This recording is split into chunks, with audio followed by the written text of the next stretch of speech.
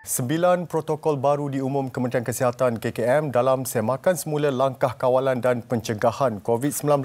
Antaranya pemakaian pelitup muka tidak lagi diwajibkan di kawasan terbuka, vaksinasi lengkap tidak menjadi syarat memasuki premis serta orang ramai tidak perlu lagi mengimbas kod QR MySejahtera berkuat kuasa 1 Mei ini. Pemakaian pelitup muka bagaimanapun masih lagi wajib di dalam bangunan dan dalam pengangkutan awam termasuk e-hailing.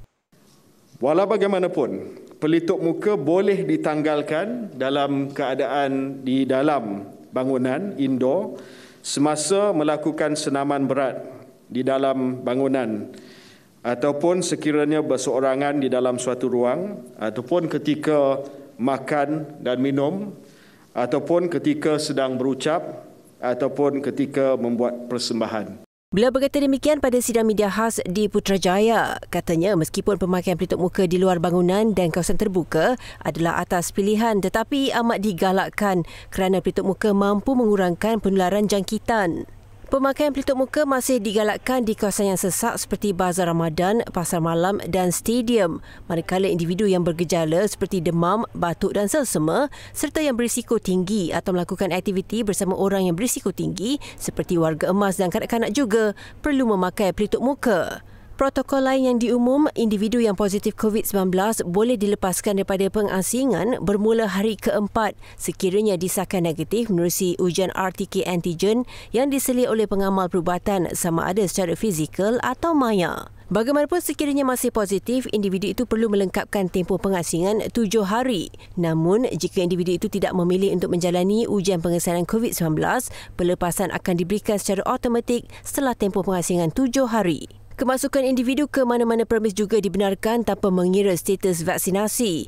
Hanya individu positif COVID-19 serta yang berada dalam tempoh pengasingan HSO termasuk pengembara tidak dibenarkan memasuki premis. Pengembara berusia 13 tahun dan ke atas yang telah lengkap vaksinasi dan mereka yang mempunyai sejarah jangkitan COVID-19 dalam tempoh 6 ke 60 hari dari tarikh sembuh juga tidak perlu lagi melakukan ujian pengesanan COVID-19 sebelum berlepas dan semasa ketibaan ke negara ini. Turut dikecualikan pengembara berusia 12 tahun dan ke bawah tanpa mengira status vaksinasi. Bagaimanapun pengembara dengan status vaksinasi tidak lengkap atau belum menerima vaksin COVID-19 perlu melakukan ujian pra-pelepasan 2 hari sebelum berlepas ke negara ini, menjalani ujian pengesanan COVID-19 dalam tempoh 24 jam selepas ketibaan menggunakan RTK antigen dengan penyeliaan pengamal perubatan swasta sama ada secara fizikal atau maya.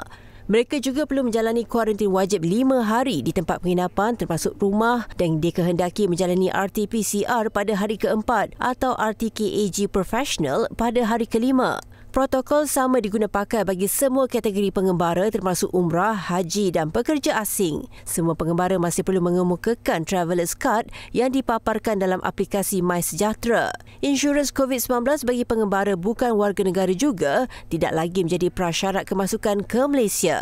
Mengambil kira semua aktiviti dibenarkan, penjarakan fizikal antara individu atau kumpulan tidak lagi diperlukan. Namun penjarakan fizikal digalakkan dalam keadaan tidak memakai pelitup muka. KKM turut mengumumkan etika bersalam-salaman dibenarkan namun individu terbabit perlu sentiasa mencuci tangan. Manakala senarai aktiviti dilarang dalam SOP Majlis Keselamatan Negara MKN digugurkan berkuat kuasa 15 Mei depan. Kita nak balik kampung ni. Insurans dah renew. Bil semua dah settle. Bil dah bayar. Insurans pun dah beli. Cashback pun dah dapat. Lebih berbelanja dengan GoPace, lebih ganjarannya. Jun. Daftarlah sekarang. Dapat RM5 terus. Download lah. Best tau.